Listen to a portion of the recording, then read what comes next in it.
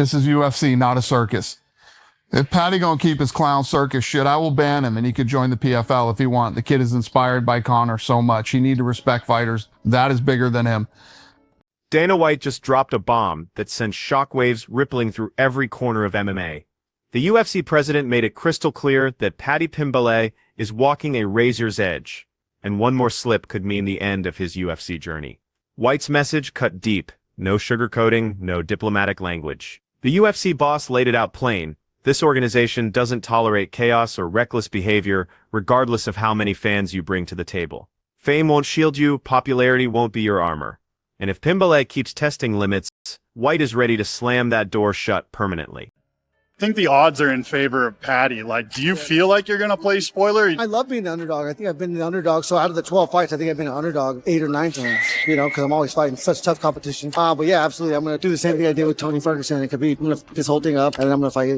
But I think everyone's going to be shocked, to be honest, because I think I'm going to knock him out.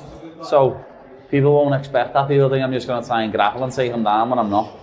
I'm going to come out and I'm going to put it on. Expecting an early knockout, a late knockout, somewhere in the middle. I don't see him getting past the third, just like Chandler. Here's where things get wild. Paddy Pimblett just declared he's going to flatline Justin Gaethje at UFC 34, send shockwaves through the entire lightweight landscape, and snatch the future right out of everyone's grip. If that sounds completely unhinged, buckle up, because what's about to unfold makes that prediction look tame. This goes way deeper than just fight hype. This is a straight-up declaration of war, and once you see the full breakdown, you'll realize this bout was never meant to be competitive. The real bombshell is still coming, though, and it flips everything you thought you knew about this entire situation on its head. Justin, I know the last time you won that interim belt, you threw it on the ground in the cage, says it wasn't the priority for you. Do you have different feelings towards it this time and what it could mean at this point in your career? Yeah, I mean, it wasn't that it wasn't the priority. It was that I knew Khabib was next. And if I was going to sit there and think that I was any kind of champion with that belt, with Khabib being next, I think I was, going to be foolish. I needed that mindset to prepare for that fight, and he beat me. And but ultimately, like I said, this gets us paid as a champion, and it definitely gives me the chance to fight Ilya. I want to fight Ilya. I want to play spoiler just like I did in Khabib and Tony. I'm going to fuck this up for everybody, and there's going to be no Paddy and Ilya. I'm going to do the same thing I did for that fight, and then I'm going to fight Ilya on the White House card that's ready to fight again. We'll see when he's ready again. Pimblett didn't just hint at his game plan. He absolutely refused to play it safe. Rather than whispering his intentions behind closed doors, he grabbed every microphone he could find and screamed his promise to the world. He swore he'd knock out one of the most lethal strikers the UFC has ever seen. Logic suggested he'd focus on wrestling, grappling exchanges, and grinding out rounds on the mat. But instead, he chose war, chose mayhem, and swore the fight would be over long before the final bell could ring. Don't look away now, because the psychology driving that bold statement traces back to a single moment that flew completely under everyone's radar. In his mind, this wasn't about reaching the mountaintop. This was about building his empire from scratch. People are upset that Paddy Pimblett's getting the title shot versus Gaethje instead of Armin. What's your take on that? I don't know. I don't follow that too much, like that politics and that stuff. I mean, I don't know what makes it make sense. I mean, but it'll be a good fight, and Armin take to fight the winner. So who do you got in that fight? Do you have Paddy, or do you have Gaethje? I'd like to see. I like both guys, so it's an interesting fight. It'll be an interesting fight. I always make you pick one. You got to pick one. You got Paddy, or you got... I'd like to see Gaethje pull it off. You want to see Gaethje pull it off? So I think Paddy's up-and-comer. So. While the entire MMA community argued over stylistic matchups, here's what makes his declaration so explosive. Pimblett has stopped speaking like someone climbing the ladder. Now he's talking like a man who can already feel championship gold wrapped around his waist. He's completely abandoning the smart, calculated route to victory and instead challenging Gaethje to step into pure chaos with him. That mindset is dangerous enough on its own, but what happens next splits the entire fighting world right down the middle. Coming up, I'll break down exactly why this mental approach might be the deadliest weapon Pimblett has ever wielded. Paddy's not bad, dude. Paddy's not bad. He's very beatable, and Gaethje's very beatable as well. But when it goes into the passion and how upsetting Justin Gaethje has always been about not getting that real high, and they just keep dangling it right there again. Paddy's in for a new treat, right? Paddy's the one that's never fought for a belt. He's going in there. He's going to be trying to, get that stuff. He's going to feel a little bit more fresher. He's going to have that little bit of excitedness, in my opinion. Gaethje's entire fighting existence revolves around destruction, but there's a devastating weakness that haunts every single one of his biggest moments. 2 separate times he's climbed within reach of championship glory, and both times he's watched those dreams crumble beneath him. The canvas became his graveyard when it mattered most. Oliveira dismantled him completely, and whenever the pressure reached its absolute peak, the ground became his worst nightmare. Lock this detail in your memory, because it crashes headfirst into Pimblett's strategy in a way that might determine who walks away victorious. Paddy Pimblett, Justin Gaethje fighting for the interim title. Whoever wins that fight will move on to fight Ilya. And I don't think that there will be a title defense for the interim title. If I was to bet, there will be no title defense of the interim title. I think that the next fight for whoever wins between Paddy and Justin, I think their next fight will be Ilya Topuria. So I do not think they will defend the interim title. So good movement and clarity at 155 pounds. I feel for Arman Tsarukyan, but this fight's going to be incredible. Everyone assumes Pimblett would immediately target that glaring vulnerability: wrestling. Submission attempts, relentless grappling pressure, and mat control. That's the textbook approach that makes perfect sense. Instead, Pimblett has completely thrown that game plan out the window, claiming he's transformed into something far more lethal. Keep your eyes glued here, because what comes next reveals exactly why he thinks standing and trading with Gaethje is actually the brilliant move. Pimblett references his latest fights as evidence that the fighter everyone remembers no longer exists.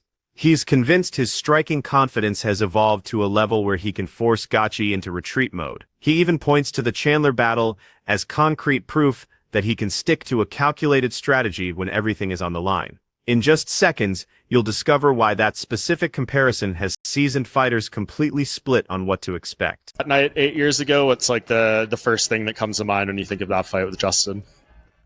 That I'm glad it's over and I never want to do it again. I'm like, the fans don't ever ask for a rematch or anything like that, because that would have never.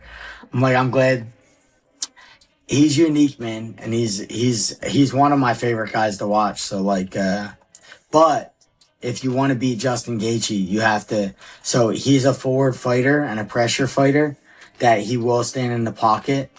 And he's gonna throw everything he got in that pocket. If you don't meet him, you'll get chewed up. So Paddy, the way to beat a guy who like does this, very violent, aggressive pressure fighter, you have to meet him. You have to throw when he throws. So you got to be brave, and you have to go when he goes in between his shots. If you do that, you got a fair shot. If you don't do that, if you're not brave and courageous and throw when he throws in between his shots, it's going to be a really long night. It's going to be a hard night for you. This battle transcends personal rivalry. It's about power and politics at the highest level. UFC 344 represents way more than just another headlining bout. We're looking at an interim championship clash with consequences that ripple through the entire division. The fan base is absolutely livid that Pimblett jumped ahead of killers like Arman Tsarukyan, and the backlash has been absolutely vicious. Watch closely, because Pimblett's reaction to that hate reveals his ultimate master plan. In Pimblett's vision, this belt is just step one of a much bigger journey. He pictures himself destroying Gaethje, demolishing Ilya Topuria after that, then climbing up a weight class to hunt down welterweight gold. To him, this moment isn't about seizing an opportunity. It's about destiny finally catching up to reality. Up next, you'll hear exactly why some former champions think that unshakable belief could be the deciding factor when the cage door locks. As the arguments intensified, respected voices throughout the sport started picking their favorites, and the predictions weren't nearly as lopsided as anyone anticipated. One camp sees Gaethje's knockout power and veteran wisdom as completely overwhelming. The other side can't dismiss Pimblett's track record of winning fights where everyone counted him out. Stick around, because the mental warfare aspect of this matchup might carry more weight than any technique or game plan. They're not even they're just basically saying Paddy's more popular. You're getting it over Arman. Yeah, it's kind of sad, right? And that's, I mean, God, I hate kind of get into this too much, but I mean, that's really that's the definition of, monopoly, where a single promoter owns the title and the rankings. And it's not a good thing for the sport, in my opinion. And I have to question what it's going to do for the longevity of the sport. I don't think in the short term it's really going to make a big difference, right? Like, it's going to sell the next fight, right? It's going to sell the next pay-per-view. But trends tend to come and go, right? Fads tend to come and go. At some point, like, to have staying power and lasting power, I think it requires, a meritocracy-based system. It's going to require, some, if you want to bring in guys like Armin Sarukian or Movsar Evloev, I always mess up how I say his name. You want to bring in these Olympic wrestling level guys. I mean, they don't want to have to go out there and put on some ridiculous show to become a champion. They don't want to have to go on Instagram and start a podcast and make whatever kind of skits on social media and this silly kind of stuff. Like, they just want to be a world champion because they want to be the best athlete. And that's what makes me wonder how the staying power is going to be, right? When you're dealing with guys that are, legitimate athletes that want to be legitimate athletes, and they're getting passed up by guys that are entertainers. Through all the expert analysis and heated debates, fighters who've actually faced Gaethje in competition issued a stark warning about his relentless pressure that destroys opponents long before the championship rounds arrive. They openly questioned whether Pimblett has ever experienced anything even close to that level of suffocating intensity. Suddenly, the focus shifted from techniques and strategies to mental preparation and psychological warfare. You're about to see why some experts believe Pimblett could be in serious trouble the instant that cage door slams shut. Then the criticism reached its most brutal point.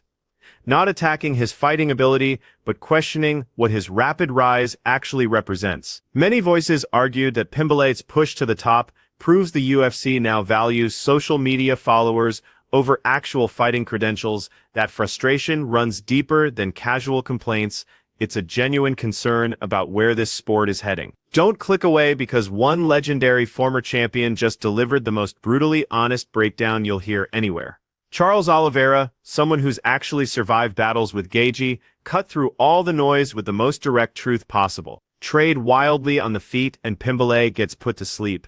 Commit fully to wrestling and takedowns, and Pimblett leaves with championship gold. That single strategic decision will define both fighters' legacies forever. This is exactly why UFC 324 carries such massive weight. Unstoppable confidence crashes into bitter history, social media hype battles against championship heartbreak, and whether Pimblett's knockout prediction becomes reality or explodes in his face, the aftermath will completely transform the lightweight division in a single night.